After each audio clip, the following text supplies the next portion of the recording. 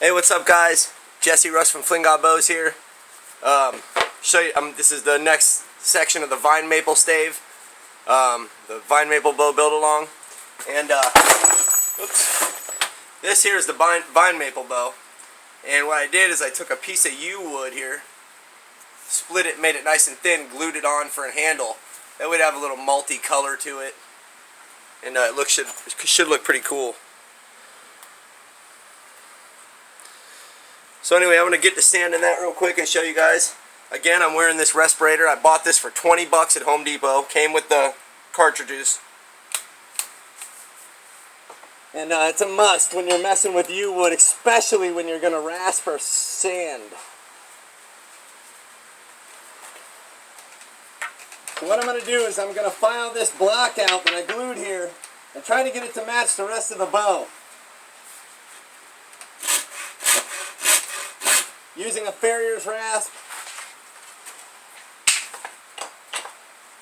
a fine rasp, and a smaller rounded rasp.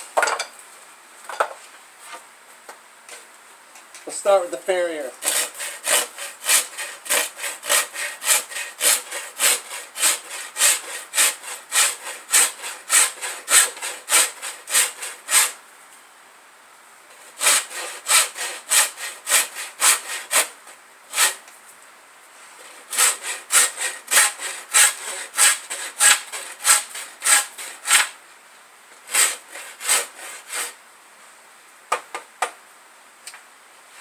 Let me move this fan, it's blowing right in my face.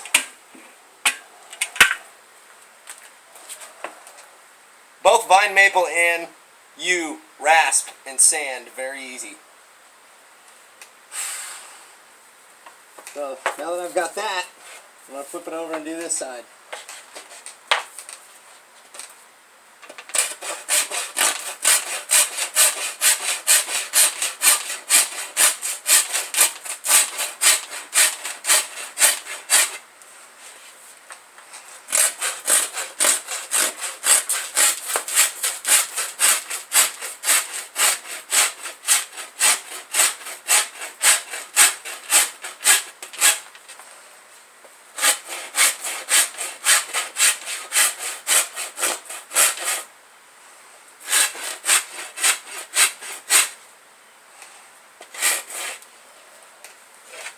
Alright,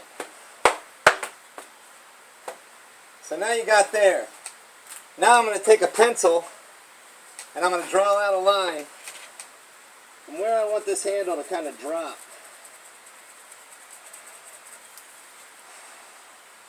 I want it to kind of be back a little bit, like here.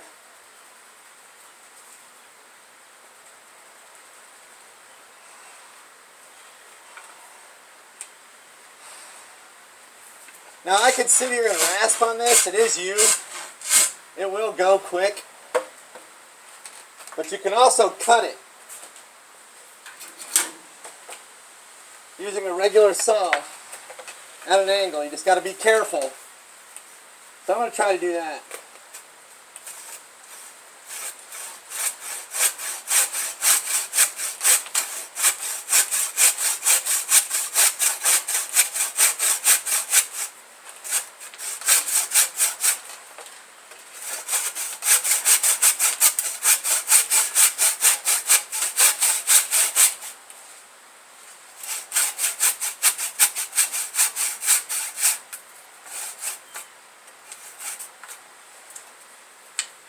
The rest of that can be rasped off. And I'm going to do the same thing on this side.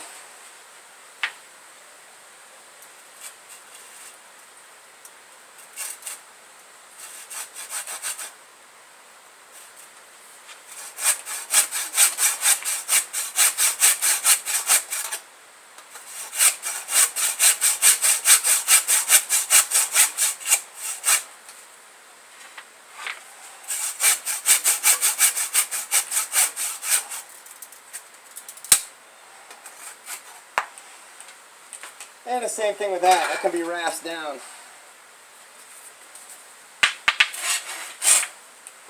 And here's where you can use your rounded rasp, your smaller one, to really get into those corners.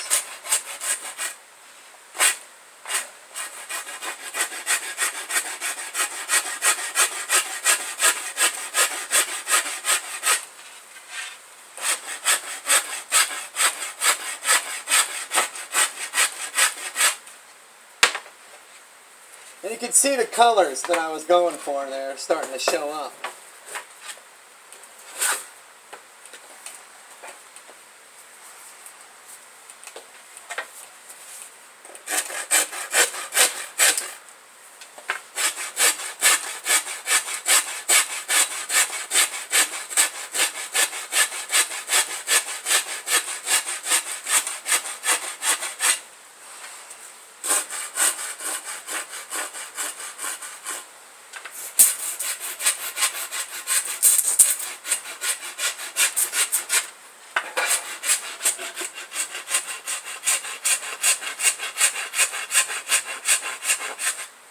And basically you just do this and do this and do this until it becomes a handle.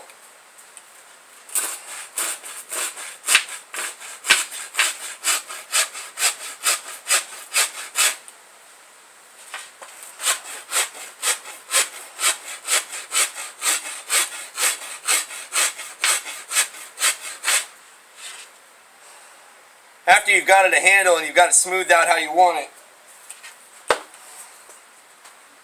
which this isn't going to be a perfect handle, I just wanted to make use of that little bit of U I had left. But once I get done doing that, and getting it to where it's a nice handle, then I am going to, or as nice as it can be, then I'm going to take sandpaper and remove all these tool marks. You might not be able to see them in the camera, but they're there. And once I sandpaper it,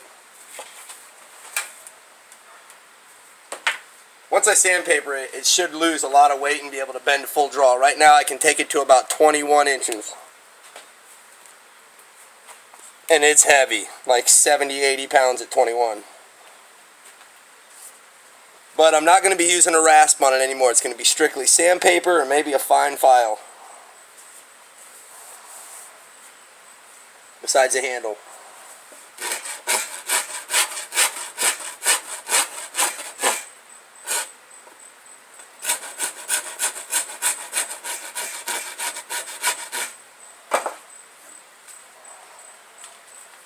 Anyway, I'm not going to sit here and sand this whole handle out in front of you. You guys will get bored. But once I'm done sanding out the handle how I like it, the mask just kept slipping onto my face. Then I'm going to take a pencil and mark out where I want my arrow shelf, approximately. I'm probably going to do it somewhere. The way I do this is I put my hand on it, and then I kind of think of where the arrow would be sitting for me. That might be a little deeper than I want it, maybe over here more. And then, you know, you just kind of sketch it out.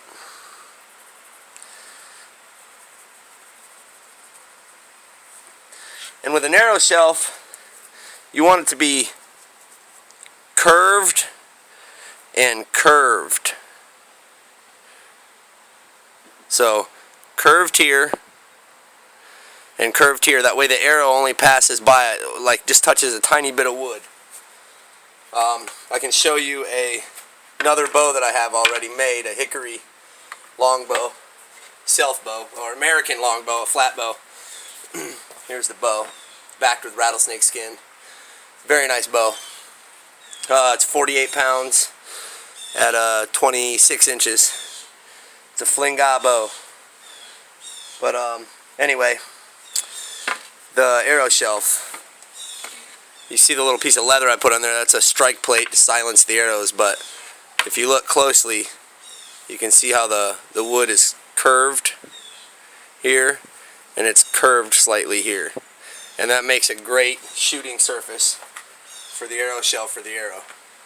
Alright guys, this is Jesse Rush from Flinga Bows. Let's get this stuff done. Peace.